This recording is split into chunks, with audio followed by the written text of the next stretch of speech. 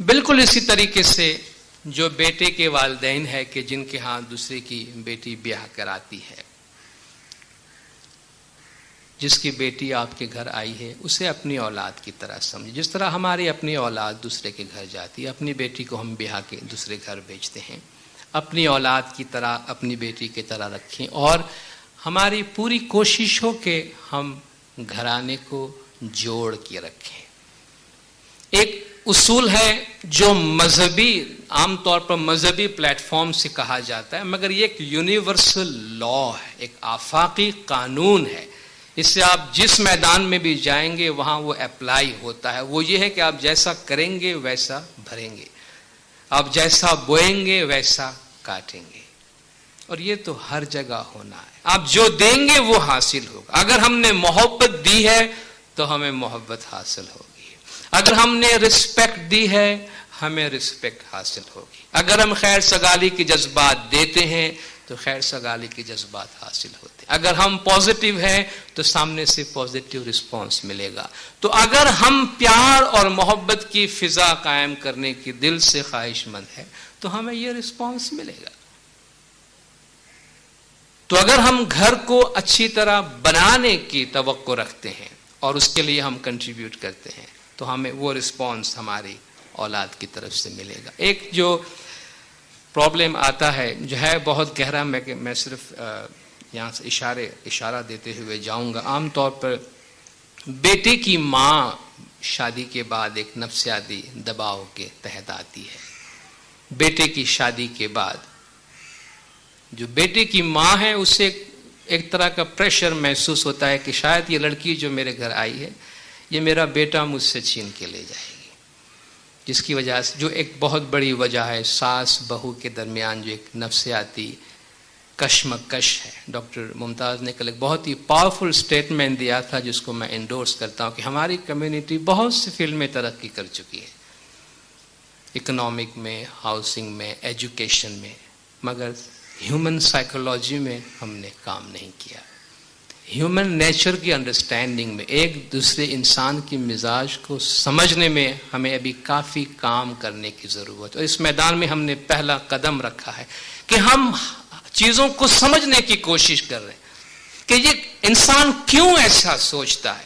اس میں کوئی برا نہیں ہوتا ہے، نہ ساس بری ہوتی ہے نہ بہو بری ہوتی ہے، بلکہ ان کا وہ جو ڈفرنٹ اینگلز میں ہوتے ہیں جہاں ان کا پلیسمنٹ ہے کہ جس سے وہ ایک چیز کو ڈفرنٹ اینگل سے دیکھتے ہیں۔ شاید بیوی یہ سوچ رہی ہے کہ میاں میرے ہاتھ میں رہے تو بہتر ہے، وہ ماں کے تحت بہت زیادہ گیا ہوا ہے، اور ماں یہ سمجھتی ہے کہ یہ بیٹا ہی تو میرا سہارا ہے، اگر بہو اس کو لے گئی تو میں کس کے سہارے جیوں گی۔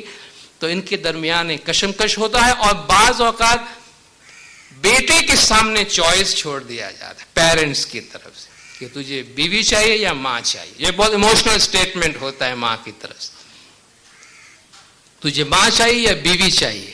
وہ تو بیچارہ کہتا ہے مجھے دونوں چاہیے، چونکہ ماں ہے، ماں کی جگہ بیوی نہیں لے سکتی، اور بیوی ہے، اس کی ریپلیسمنٹ ماں نہیں۔ ایک پیچھے ہے ایک آگے ہے، اور دونوں کی ضرورت ہے۔ بیوی کے ساتھ مجھے آگے جانا ہے، پیرنٹس کے ساتھ تو مجھے آگے نہیں جانا ہے، پیرنٹس نے اپنا ٹائم پورا ہے۔ اور ایک ریئلسٹک چوائس تو اس کا یہ ہوگا، اگر آپ نے مجبور ہی کر دیا اس وقت تجھے کیا چاہیے تو وہ بیچارہ کیا کہے گا؟ اسے اگر اپنی زندگی گزارنی ہے، چلو اگر وہ ماں کے فیصلے میں گیا بھی تو بھی کہے گا پھر دوسری شادی کروا دو میری، چونکہ مجھے تو آگے جانا ہے اپنی فیملی کے ساتھ۔ اس کا نیچرل چوائس یہی ہوگا کہ وہ اپنی فیملی کے ساتھ آگے جانا چاہے گا۔ تو اپنے بچوں کو ایسی الجھن میں ڈالے ہی نہیں۔ اگر ہم ان کی خوشحال زندگی چاہتے ہیں تو ہم سمپل سی بات ہے کہ وہ کس میں خوش ہے، اور ہم ماں باپ ہیں، اور ماں باپ وہ سیکریفائس کی علامت ہوتی۔ جب آپ نے اپنے بچے کو جوان کیا، شادی کروائی، تو یہ تو معلوم ہے کہ شادی کرنے کا مطلب یہ ہے کہ اب یہ اپنی فیملی بنائے گا، اور جب یہ اپنی فیملی بنائے گا تو ہمیں معلوم ہے کہ اب ہمیں تھوڑا سا پیچھے ہٹ کے ڈرائیونگ سیٹ پہ ان کو بٹھانا ہے، اب یہ آگے جائیں گے، ہم پیسنجر بن کے رہیں گے۔ ہم نے ان کو ڈرائیونگ سیٹ پہ بٹھایا ہے، ہم پیچھے پیسنجر کی سیٹ پہ بیٹھے، مگر اسٹیئرنگ بھی ہمارے کنٹرول میں ہونا چاہیے، تو اس سے ایکسیڈنٹس کے سوا اور کچھ نہیں ہو سکتا۔ تو اگر ہم نے اپنی اولاد کو ڈرائیونگ سیٹ پہ بٹھائی، let them drive their life, ان کو اپنی زندگی میں آگے جانے دیں. آخر ہم نے بھی شادی کی تو ہمارے پیرنٹس نے ہم کو آزادی دی. اور ہر جنریشن میں یہ کانسیپٹ چینج ہوتا ہے ٹائم کے ساتھ ساتھ. تو پیرنٹس جو ہے جہاں تک ممکن ہو اگر ہم اپنے اولاد کی خوشحالی چاہتے ہیں تو ان کی مرضی کے مطابق ان کو زندگی گزارنے دے. ہم اگر کچھ سیکریفائس جس طرح اولاد کے لیے پیرنٹس دیتے آئے ہیں اس میدان میں بھی سیکریفائس دے تو گھرانہ کافی خوشحال ہو سکتا ہے. اور ایک میں 2 ٹرمز کا خلاصہ کرنا چاہوں گا. عام طور پہ لوگ یونائٹڈ فیملی اور جوائنٹ فیملی کی باتیں کرتے ہیں, دونوں ٹرمز کو آپس میں مکس اپ کر دیتے ہیں. جوائنٹ فیملی کا عام طور پہ کانسیپٹ یہ ہے کہ ایک ہی گھر میں بہت سارے لوگ رہتے ہیں, ماں باپ ہے اور اس کے سارے بچے ہیں, انہوں نے بھی شادی کی ہوئی ہے, ان کے بچے بھی ساتھ میں رہتے ہیں. تو ظاہر ہے کہ اتنا بڑا ہنگامہ جب ایک گھر کے اندر ہوگا تو اس میں تو بہت ساری باتیں ہو سکتی ہے. لیکن ایک جوائنٹ فیملی نہ رہتے ہوئے بھی یونائٹڈ فیملی ہو سکتی ہے. تو ٹھیک ہے, بعض سمجھدار والدین کہتے ہیں کہ دیکھیے بعد میں ہم ناراضگی سے الگ ہو, اس سے اچھا ہے کہ ہم خوشی سے الگ ہوں تاکہ ہمارے تعلقات اچھے رہیں. بچے نے شادی کی, بیٹا یہ تمہارا مکان, تم یہاں جا کے رہو, آتے جاتے رہنا ہمارے گھر میں.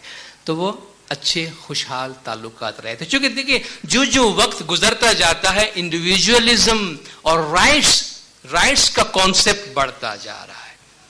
ہر انسان, ایون چھوٹا چھوٹا بچہ جو گھر کے اندر ہے وہ بھی کہتا ہے کہ بھئی میرے بھی کچھ رائٹس ہیں. ہیومن رائٹس میں آپ دیکھتے ہیں اس کے کتنی باریکیاں ہیں اور کتنی باتیں اس میں سے نکلتی. ہر آدمی رائٹس کی بات کرتا ہے, اور جب رائٹس کی بات ہوتی ہے آپ دیکھیں بھئی لاسٹ جنریشن میں 5 بھائی ساتھ مل کے کاروبار کرتے تھے مگر ان کی اولاد کے 5 ڈفرنٹ کاروبار. اب ہمارا جو کانسیپٹ انڈیویجولیٹی کا ہے یا ہم جس طرح کام کرنا چاہتے ہیں ہم اپنی فائننس کو انڈیپینڈنٹلی ہینڈل کریں تو اچھا ہے. تو یہ کوئی بری بات نہیں ہے, ان کے درمیان محبت رہتی ہے. تو یونائٹڈ فیملی 4 بھائی 4 ڈفرنٹ مکان میں رہتے ہیں مگر ملتے ہیں, محبت ہے, پیار ہے, تو وہ یونائٹڈ فیملی ہے. وہ زیادہ پاورفل ہے بجائے اس گھرانے کے سب گھر کے اندر رہ رہے ہیں اور سارے محلے کو معلوم ہے کہ اس گھر میں کیا ہو رہا ہے. تو ایسے گھرانے کا کیا فائدہ. جب میں یہ بات عرض کر رہا ہوں ساتھ ساتھ یہ بھی عرض کروں گا, یہ ون وے باتیں ہو جاتی ہے. گھر کے اندر جو بزرگان ہے, میرا کہنے کا مقصد یہ ہرگز نہیں کہ اب ہم شادی کر رہے ہیں تو بزرگوں کو پیچھے بٹھائے اور ہم آگے چلے جا رہے ہیں. نہیں, بزرگ جو ہمارے گھروں میں ہوتے ہیں وہ ایک سٹیبلائزنگ فورس ہوتی ہے فیملی کے اندر. ماں باپ کا ہونا, ساس سسر کا ہونا فیملی کے اندر, یہ گھر کے اندر ایک برکت کے باعث ہوتے ہیں. اور یہ ہے جو گھرانے کو مضبوط رکھتے ہیں. یہ وہ لوگ ہیں جن کے پاس آپ کاؤنسلنگ کے لیے جاتے ہیں, جو آپ کو صبح و شام مشورہ دیتے ہیں. اور خود مولانا حاضر امام کی ہدایت اور فرمان ہے کہ ان کی عزت کی جانی چاہیے, ان کا احترام کیا جانا چاہیے. اور ان کی طرف سے اگر ہمیں ایسا نظر آتا ہے کہ زیادتیاں ہیں تو ان زیادتیوں کو بھی کچھ حد تک برداشت کرنا چاہیے. کیونکہ جب تک گیو اینڈ ٹیک نہیں ہوگی فیملی کے اندر تب تک فیملی جو ہے اسٹیبلائز نہیں ہوگی. کل ہمیں بھی بزرگ ہونا ہے, کل ہماری بھی عمر بڑھے گی اور ہماری بھی اولاد ہمارے پیچھے آئے گی. ہم اس کو سامنے رکھیں کہ ہم کس طرح چاہیں گے ہماری اولاد ہمیں ٹریٹ کرے. ہم وہ ٹریٹمنٹ اپنے والدین کو دیں, اور جیسی ٹریٹمنٹ ہم اپنے والدین کو, ساس سسر کو دیں گے وہ ٹریٹمنٹ ہمارے پیچھے آ رہی ہوتی ہمارے واسطے. تو گھر کے ماحول کو خوشحال بنائے رکھنے کے لیے دیکھیں یہاں نہ کسی کا ایبسلیوٹ رائٹ ہے نہ کسی کے ایبسلیوٹ اوبلیگیشنز ہیں کہ بھئی تمہارے یہ فرائض ہیں میرے یہ حقوق ہیں. جناب آپ کے حقوق ہیں تو آپ کے یہ فرائض ہیں اور میرے یہ حقوق ہیں. جس طرح ماں باپ کے کچھ حقوق اولاد کی طرف ہیں اور اولاد کے کچھ فرائض ماں باپ کی طرف ہے, اسی طرح ماں باپ کے کچھ فرائض اولاد کی طرف, اولاد کے کچھ حقوق ہیں ماں باپ کے. دونوں کے رائٹس ہیں اور دونوں کی رسپانسبلٹیز ہیں. تو بزرگوں کا جو فیملی میں عزت ہے, جو احترام ہے, انہیں کبھی بھی اس بات کا احساس نہ ہو کہ بھئی ہم نے ایک باغیچہ بنایا, ہم نے ایک گھر بسایا, ہم نے اس گلشن کو اپنے آنسوؤں سے اور اپنے خون سے سیراب کیا اور یہ بیٹا میرا کیا جوان ہو گیا, مجھے کہتا ہے ابا جانا بھی آپ نکل جائیں, آپ ہمارے گھر میں فٹ نہیں ہوتے ہیں یا سوٹ نہیں ہوتے ہیں. تو یہ ہمارے سوسائٹی کو, ہمارے معاشرے کو زیب نہیں دیتا. البتہ جس طرح میں نے پہلے آپ سے کہا یہ ایک ایسا رشتہ ہے ایسی دنیا ہے جہاں ہر شخص کی اپنی کہانی ہوگی، مگر جہاں تک ممکن ہو اگر ہم مل جل کر میوچول رسپیکٹ جسے کہتے ہیں، ایک دوسرے کے حقوق اور ایک دوسرے کی رسپانسبلٹی کا خیال رکھتے ہوئے آپس میں ایک دوسرے کے باہمی احترام سے اگر کام کیا جائے تو خاندان کے اندر بہت اچھا سکون اور سکھ حاصل ہو سکتا ہے۔ شادی کے بعد کی جو زندگی ہے، ایکچوئل یہ ہسبینڈ وائف کے آپس کے ریلیشن کی بات ہے، جو ایک ریالٹی ہے ہمارے لائف کی، اور اس میں کن کن چیزوں کو ہمیں ذہن میں رکھنا ضروری ہے۔ وہ یہ ہے کہ جب ہم شادی کرتے ہیں چند دنوں تک ہم ایک جوش کے عالم میں ہوتے ہیں، اور گریجولی ہم ہوش کی دنیا میں داخل ہوتے ہیں، اور جب ہوش کی دنیا میں داخل ہوتے ہیں تو ہمیں بہت سی ریالٹیز سامنے آتی ہے۔ اس سے پہلے ہمیں ہمارے محبوب کی صرف خوبیاں نظر آتی تھی، بعد میں جو ہے ہمارے شوہر یا بیوی کی صرف اور صرف خامیاں نظر آتی ہیں۔ ہم ان کا جہاں ہر عیب چھپایا کرتے تھے، اب ہم لوگ ڈھونڈتے ہیں کہ میں کس سے جا کر اپنے شوہر یا اپنی بیوی کی بدگوئی کروں۔ تو یہ ہوتا ہے، ریئل لائف میں یہ سب چیزیں ہوتی ہیں۔ تو میرڈ لائف میں بار بار جس طرح میں نے پہلے عرض کیا تھا، فیملی مشن سٹیٹمنٹ کا جائزہ لیتے رہیں کہ بھئی منگنی کے وقت ہم نے کیا بات کی تھی، منگنی کے بعد ہم کچھ عرصے تک بیٹھ کے ہم نے کچھ لکھا تھا کہ ہمیں کس راستے سے گزرنا ہے، ذرا اس کو پڑھتے ہیں، ہم اس روڈ پہ ہیں یا نکل گئے ہیں، ہم اسی منزل کی طرف جا رہے ہیں، کہاں آ گئے، اس وقت ہم ایک دوسرے کے لیے کیسے تھے، اور یہ ابھی آپ کو کیا ہو گیا ہے کہ آپ ایک بالکل بدلے سے آپ نظر آ رہے ہیں۔ تو یہ جب ریالٹی کی دنیا میں آتے ہیں تو اس کی باتیں ہیں۔ اس لیے کسی دانش مند نے کہا ہے کہ شادی سے پہلے اپنی دونوں آنکھیں کھلی رکھا کریں، شادی سے پہلے دونوں آنکھیں کھلی رکھیں، یعنی آپ کو چوائس کی اور سلیکشن کی پوری آزادی ہے، آپ پورا ٹائم لیجئے، مگر شادی کے بعد اپنی ایک آنکھ بند کر لیجئے۔ شادی کے بعد ایک آنکھ بند کرنے کا مطلب یہ ہے کہ پھر یہ جو خامیاں دیکھنے والی بات ہے نا، وہ آنکھ بند کر دیں، کیونکہ اس میں کچھ اب آپ کو فائدہ نہیں ہونے والا ہے سوائے کہ گھر میں آپ کی تلخی پیدا ہو۔ اس لیے صرف اپنے اسپاؤس کی خامیوں کو نہ دیکھیں۔ خدا نے کسی بھی چیز کو مکمل خامیوں کے ساتھ نہیں بنایا ہے، ہر ایک میں خوبیاں ہیں، ہر ایک میں خامیاں ہیں۔ جس طرح ہم چاہتے ہیں کہ لوگ ہماری خامیاں دیکھیں، ہماری خوبیاں دیکھیں اور خامیاں نہ دیکھیں، ہم بھی اپنے اسپاؤس کی جو خوبیاں ہیں اس کو دیکھیں اور خامیوں کو نہ دیکھیں۔ ریالسٹک بنے اور آئیڈیلسٹک نہ بنے۔ اس وقت ہماری عمر ہوتی ہے جب ہم منگنی کے سٹیج میں ہیں تو ہم آئیڈیلسٹک ہیں، ہر چیز کو ہم مثالی دیکھنا چاہتے ہیں۔ ایسی مثالی چیز کوئی بھی نہیں ہے دنیا میں۔ خدا کے واسطے یہ جو ٹیلی ویژن اور فلموں میں جو کچھ آپ دیکھتے ہیں اس پہ کبھی بھی اپنی زندگی کو بنانے کی کوشش نہیں کرنا، کیونکہ اس سے زیادہ ان ریئل چیز دنیا میں کوئی نہیں ہے۔ انفارچونیٹلی وہ ہمارے گھروں تک گھسی ہوئی ہے، صبح شام ہمیں بمبارڈ کر رہی ہے، برین واش کر رہی ہے، مگر وہ بہت ہی ان ریئلسٹک لائف ہے۔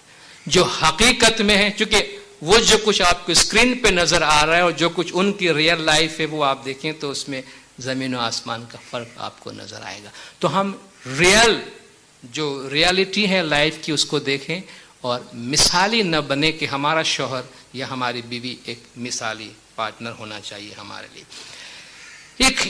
ایک بینک اکاؤنٹ کھولے، یہ جو کانسیپٹ ہے میں کتاب آپ کو انٹروڈیوس کرنا چاہوں گا، آپ میں سے بہتوں نے یہ پڑھی ہوگی، اسٹیفن کووی کی کتاب ہے 7 habits of highly effective families.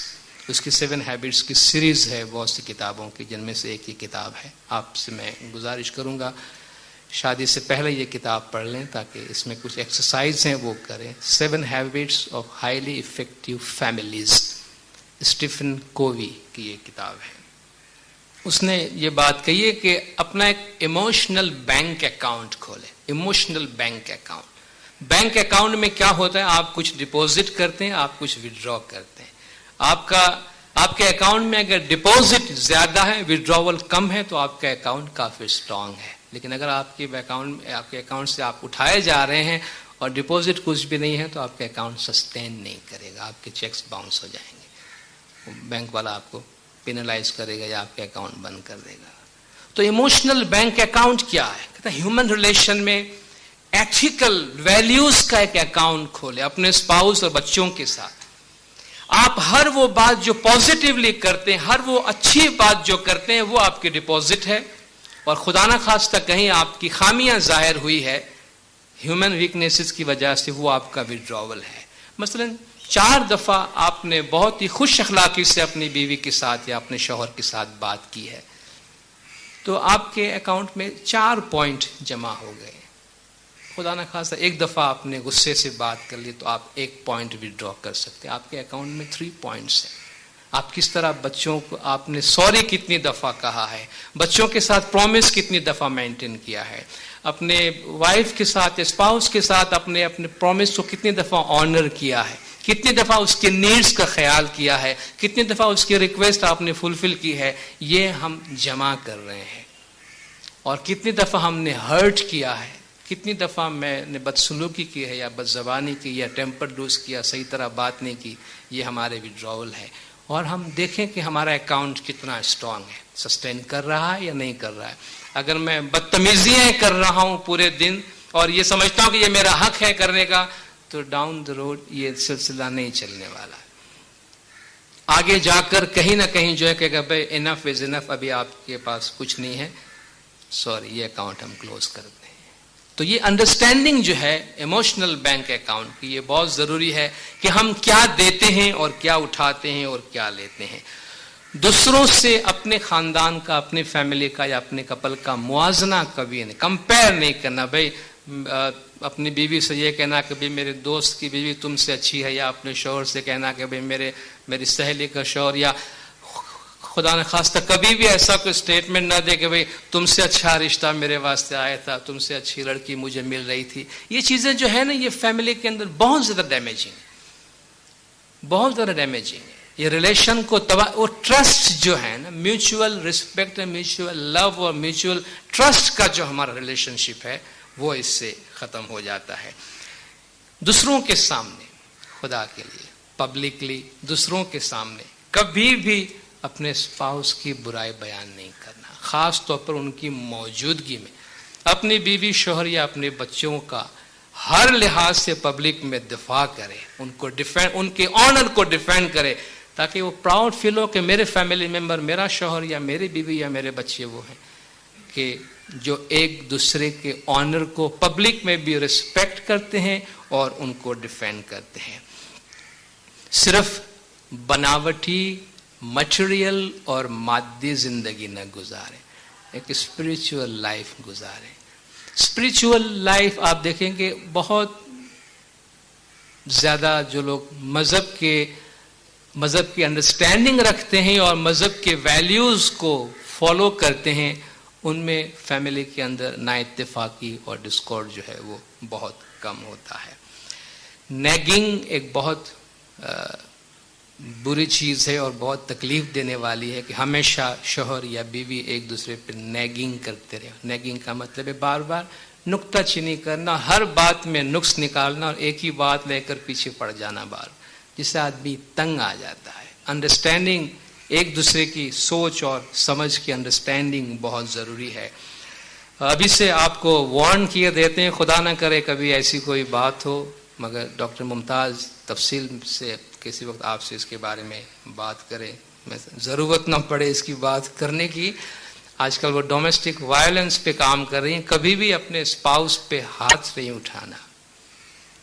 ख़ास तौर पर ये मर्दों पे ज़्यादा लागू होता है। नॉर्मली इनका कहना है कि 93% मेल हस्बैंड जो है वो बीवी को, यानी ऐसे केसेस में 93% हस्बैंड जो है वो हाथ उठाता है, 7% वाइफ जो है वो शौहर पे हाथ उठाती है। तो ये एक बहुत ही डिह्यूमनाइजिंग किस्म का एक्ट है कि एक इंसान से उसकी इंसानियत छीन लेता है कि जब आप उस पर हाथ उठाते। खुदा न करे कभी भी ऐसी कोई सूरत हाल पैदा हो, टोटली इस पे बैंड होनी चाहिए फैमिली में। कभी भी कोई भी मर्द महज इसलिए अपनी बीवी पे हाथ उठाए, वो ये समझता है कि मैं मर्द हूं इसलिए मैं स्ट्रांग हूं, मर्द पे हाथ उठाने की जरूरत क्यों नहीं करता है? उसे पता है कि हिट बैक नहीं करेगी, क्योंकि वो औरत है, बीवी है और سوسائٹی میں یہ بتایا گیا ہے کہ وہ تمہارے سامنے وہ سب سروینٹ رہتی ہے. تو اس چیز سے ہو سکے اتنا ہم گریز کریں. تو چند نکات جو ہے میں ریپیٹ کر کے اپنی جگہ لیتا ہوں کہ میوچول رسپیکٹ یہ وہ انگریڈینٹس ہے کہ جس سے ہم ایک خوشحال خاندان کی ذمہ داری لے سکتے ہیں. کافی حد تک 100% گارنٹی کوئی نہیں دے سکتا کیونکہ ہر شخص اپنی جگہ پہ ایک منفرد شخصیت رکھتا ہے. میوچول رسپیکٹ، ایک دوسرے کی عزت، ایک دوسرے کا احترام برقرار رکھیں ایز ہیومن بینگ بھی. کمٹمنٹ، ہسبینڈ وائف دونوں کمٹ کریں کہ مجھے اس گھر کو بنانا ہے، مجھے اس گھر کو مضبوط بنانا ہے، مجھے اس گھر کو سنوارنا ہے. کمٹمنٹ اور ٹوٹل کمٹمنٹ ہونا چاہیے. Time together, quality time together I would add. ایسا نہیں کہ میاں دن بھر گھر پہ بیٹھے مگر کسی کام کی نہیں، چونکہ نہ بچوں سے پیار کی بات کرتے نہ بیوی کے ساتھ کرتے. تو وہ گھر والے کہتے ہیں تھوڑا باہر چکر لگانے کیوں نہیں جاتے تھوڑی دیر کے، تاکہ ہمیں تھوڑا سکون ملے. وہ ٹائم کسی کام کا نہیں. فیملی میں کوالٹی ٹائم، کہ ریئلی جس کو گھر والے راہ دیکھتے ہو کہ بھئی شوہر یا ڈیڈی باہر سے آئے تو مل کے بیٹھیں اور پوری گھر کی جو باتیں ہیں، فیملی کی باتیں ہیں، پیار محبت کا ایک انوائرمنٹ ہو. کوالٹی ٹائم جس میں آپ ٹیلی ویژن وغیرہ بھی سارا بند کر کے ایک دوسرے کو فل اٹینشن دے سکے. وہ ٹائم دینا بہت ضروری ہے. وہ نہیں 2 گھنٹہ بیٹھے دونوں ٹیلی ویژن دیکھ رہے، 2 گھنٹہ تو ہم ساتھ میں بیٹھے تھے مگر وہ 2 گھنٹے دونوں پروگرامز دیکھ رہے ہیں اپنے، وہ آپس کی باتیں نہیں کر رہے. تو وہ ٹائم ٹوگیدر نہیں ہے. وہ ٹائم جس میں پراپر کمیونیکیشن ہو، اپریسیشن، ایک دوسرے کی عیب جوئی کرنے کی بجائے ایک دوسرے نے جو اچھا کام کیا ہے، جو خوبی ہے اس کو اپریشیٹ کریں. گھر میں کریں، باہر جہاں بھی ہو سکے. کمیونیکیشن، شوہر بیوی اپنے مسائل، عام طور پر شوہر جو ہے وہ آفس سے ٹینشن کے ساتھ آتا ہے تو وہ یہ پریفر کرتا ہے بیوی سے بات نہ کرے، اور بیوی نیگلیکٹڈ محسوس کرتی ہے کہ میرا شوہر مجھے گھر کا ممبر نہیں سمجھتا ہے. وہ کہے کہ تمہیں کیا پتا مجھے کیا ٹینشن ہے آفس میں. مگر شیئر کرنے میں کیا جاتا ہے؟ شیئر کرنے سے کہتے ہیں غم بانٹنے سے آدھا ہو جاتا ہے، خوشی بانٹنے سے دگنی ہو جاتی ہے. تو باہر سے خوشی لے کے آتے ہیں وہ بھی گھروں میں بانٹیں، لیکن اگر ٹینشن لے کر آئے ہیں، اکیلے ٹینس رہیں گے تو بیوی ٹینس تو رہنے والی ہے. اور میں آپ سے کہتا ہوں کبھی کبھی آفس کی باتیں بھی شیئر کرنے سے شاید آپ کی بیوی آپ کو اتنا اچھا مشورہ دے سکے جو شاید آپ کو وہ بہت بڑی تنخواہ لینے والا ایڈوائزر آپ کو نہیں دے سکے گا، کیونکہ وہ آپ کی صحیح خیر خواہ ہے. خدا نے اس کو بھی ذہن دی ہے، اس کو بھی ایکولی عقل دی ہے. انٹیلیکٹ پہ، وزڈم پہ کسی کی اجارہ داری نہیں ہے. دیر از نو مونوپولی آن وزڈم. وزڈم کے اوپر نہ مرد کی اجارہ داری ہے نہ عورت کی اجارہ داری ہے. تو جتنا زیادہ کمیونیکیشن ہوگا، شیئر کریں گے، اتنا ٹرسٹ بڑھے گا، اتنی ہماری انڈرسٹینڈنگ ہوگی. اور مسائل کا مقابلہ مل کر کریں. اگر دونوں کام کرتے ہیں تو ایک دوسرے کا ہاتھ بٹانے کی کوشش کریں. عام طور پر ہمارے مشرقی خواتین کام کرنے کے باوجود گھر جا کے وہ یہ محسوس کرتی ہیں کہ اپنا کام اپنے ہاتھوں سے کریں. میری بیگم بھی میرے ساتھ کام کرتی ہے مگر اپنا گھر کا کام بھی خود کرنا پسند کرتی ہے. چائے تک بنانا مجھے نہیں آتا. یہ اور بات ہے کہ شاید وہ بہتر سمجھتی ہے کہ میں اگر کچن میں جاؤں گا تو کچن کا جو حال ہوگا اور جو طوفان کچن پہ گزرے گا اس سے بہتر ہے کہ میں چائے بنانے نہ جاؤں.